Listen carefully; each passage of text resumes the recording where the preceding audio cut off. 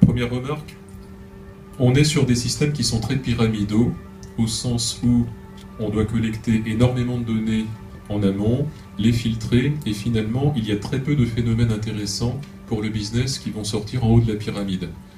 Nous, on va aujourd'hui analyser plus de 10 millions de verbatim textuels chaque année, bon, ce qui est de la, entre guillemets, petite big data. Et pour donner des exemples concrets de retour sur investissement qu'on a fait pour nos clients dans le monde de la grande distribution, par exemple, on a fait une augmentation directe de chiffre d'affaires. On a augmenté de 10% le chiffre d'affaires du rayon papeterie au niveau national, uniquement en détectant qu'il fallait laisser les agendas en tête de gondole une semaine de plus en septembre et en janvier. Alors, sur le plan business, le chiffre dont je suis le plus fier, c'est qu'on a doublé le chiffre d'affaires du rayon camping en décembre, en faisant du data mining sur décembre de l'année précédente. Bon, je ne vais pas expliquer pourquoi. Sinon, alors pour le coup, tu vas expliquer pourquoi, parce que c'est très anecdotique, mais c'est très... Je laisse le mystère. Non, ça c'est pas public. C'est pas public comme info. On a également, par exemple, anticipé du risque. Vous voyez, sur une semaine où on va recevoir 10 000 verbatim, il y en a 4 qui disent pignons de pain, malade, perte de goût, etc. Donc l'histoire, c'est les pignons de pain sont importés de Chine. Les Chinois ne se limitent pas aux petits détails qui freinent le business et nous envoient des pignons de pain qui ne sont pas comestibles par l'organisme humain. Et donc là, vraiment, sur la base d'un signal faible, on a réussi à anticiper une détection de risque et notre client a enlevé les produits des rayons. Et pour finir sur le plan sociétal, aujourd'hui, on va apparaître par exemple de la demande pour des produits halal bio. Et le fait de se positionner très en amont sur le marché permet encore une fois d'anticiper les demandes de consommateurs pour leur proposer des produits et des services adaptés. Bon, plus plein d'autres exemples. On a plein de beaux projets, donc c'est difficile et frustrant d'en parler juste un, mais effectivement un peut-être aux États-Unis, un opérateur téléphonique, un des plus gros, j'ai pas le droit de le citer malheureusement. On gère un peu plus de 30 pétaoctets par semaine, ça c'est pour les chiffres. On arrive à ressortir de ces données, comme je le disais en introduction tout à l'heure, 30 business cases différents qui sont classés en upselling, cross-selling, win-back, donc c'est la possibilité de réactiver des gens qui se désabonnent. Et puis enfin, on travaille aussi sur la limitation, enfin sur le taux d'attrition, la réduction du taux d'attrition, en détectant par exemple qu'une personne, eh bien, avant de se désabonner, elle va aller consulter les conditions générales de vente sur le site internet et en particulier elle va cliquer sur un lien où elle va voir les conditions qui permettent de déménager une ligne par exemple. Donc c'est des choses qu'on va aller détecter dans les logs, qu'on va remonter et qu'on va être capable de traiter ensuite d'un point de vue business en adressant ces segments qui sont sortis tous les jours aux bons interlocuteurs au sein de l'entreprise. Sur les gains commerciaux, j'ai malheureusement pas le droit de communiquer dessus, mais ça fait plus de 2 ans qu'on travaille avec eux, donc les gains commerciaux ont été assez courts parce que ce type de projet, on l'a pas dit, mais ce qui est intéressant, c'est qu'on arrive à sortir de la valeur ajoutée très rapidement. Si on commence un peu à faire de data discovery, c'est-à-dire vraiment le tout début du process, on sort de la valeur ajoutée au bout de 6 à 8 semaines de travail. Donc ensuite, c'est très facile de rentrer dans un process gagnant-gagnant pour l'entreprise qui est Kerus et évidemment pour ses clients aussi. Donc voilà, pour vous parler d'un projet en particulier. C'est des exemples semi-publics, semi-confidentiels, ce qui va vous forcer à venir nous voir sur le stand juste après. Le premier dont on peut parler, c'est par exemple ce que je racontais tout à l'heure sur 3 Suisses. On travaille avec eux depuis une bonne année aujourd'hui, et sur de la détection d'anomalies, donc des modèles prédictifs de vente. Ce qui est aussi intéressant de constater, c'est que de gros acteurs de ce type avaient une visibilité en gros sur leur top 50 ou leur flop 50 de vente à la semaine, et au milieu, il y a des centaines de milliers de références qui restent un petit peu orphelines d'analyse. Donc faire plus 5% sur du mobilier de jardin la première semaine d'août, il n'y a rien qui sonne. Est-ce que c'est bien, est-ce que c'est pas bien? Finalement, ça ne change pas forcément le niveau d'urgence chez le e-commerçant. On a mis en place évidemment des modèles prédictifs qui apprennent du machine learning, qui apprennent à détecter ces anomalies. Et en fait, le plus 5% sur du mobilier de jardin la première semaine d'août, finalement c'est très mal. On aurait dû faire plus 28. Donc nos outils, avec des outils de visualisation et je dirais d'interface, là où on parle à l'humain, c'est des arbres de décision, et des arbres de décision qui aident soit à mettre en avant davantage le produit et en faisant plus par exemple de publicité search marketing ou display RTB, à faire davantage de mise en avant du produit sur le site lui-même, donc tout ce qui est emplacement de merchandising, ou un problème de prix, et là c'est un vrai sujet.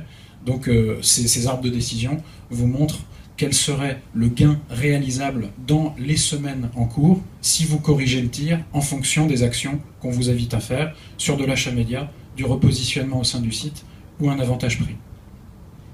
Ça c'est bien quand on parle à l'humain, donc ça, on fait parler les big data à l'humain, et on a un deuxième, on va dire, workstream qui consiste à parler à la machine elle-même. Donc là on est sur quelque chose d'encore plus intéressant et galvanisant, c'est le sujet de dire voilà, tout ce machine learning et cette autocorrection, s'il s'adresse au directeur marketing digital, c'est bien, il prend quelques décisions, mais si ça rentre directement dans les algorithmes d'achat média et de placement sur site, c'est encore mieux. Donc là, c'est la data qui parle à la data. Donc on a toujours ces deux sujets, c'est comment est-ce qu'on renseigne des managers sur ce qui se passe et comment est-ce qu'on est plus performant dans l'interface avec les machines elles-mêmes. Pour les performances, vous pouvez passer nous voir tout à l'heure, l'équipe qui travaille sur 3 Suisses est au fond de la salle. Sur la partie RTB, les volumétries, c'est quoi? Le nombre de clients, c'est quoi? Le temps d'une mission, les enjeux? Alors, nous on ne fait pas que du RTB, mais nos volumétries, c'est environ 150 millions d'impressions par jour, dont à peu près 2/3 de RTB. Ce qui a marqué l'année 2013 chez Next Performance, c'est l'ouverture de l'inventaire de Facebook, justement au RTB. Ça a permis de faire, en termes d'impression, des bons de 20-30%. C'est énorme. Et en termes de performance, on a l'impression que ces petites publicités là sur la droite, personne ne les voit, personne ne les lit, mais c'est assez impressionnant. Alors nous, aujourd'hui, nous on a des clients un peu de toute taille. On a des petites startups qui veulent se lancer, on a des moyennes de sociétés, des sociétés qui ont déjà fait des levées de fonds et qui aujourd'hui veulent se promouvoir leurs services, et donc c'est temps.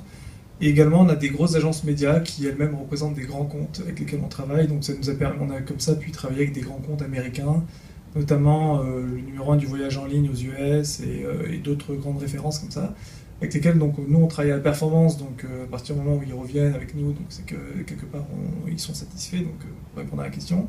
Donc, et puis également, bon ça c'est le business usual, et par contre ce qui est intéressant c'est que aussi notre positionnement de nos expertises à l'étranger, aujourd'hui, bon, on l'avait pas vu comme ça, mais en fait on se rend compte que on aide certaines sociétés françaises ou européennes qui veulent partir à l'export et qui veulent faire de l'acquisition à l'export de façon efficace et performante. Et du coup, donc c'est un créneau qui est aussi intéressant pour nous d'aider ces sociétés à aller faire de l'acquisition, à aller promouvoir leurs services, leurs apps ou n'importe leur site mobile à l'étranger et sous forme de performance.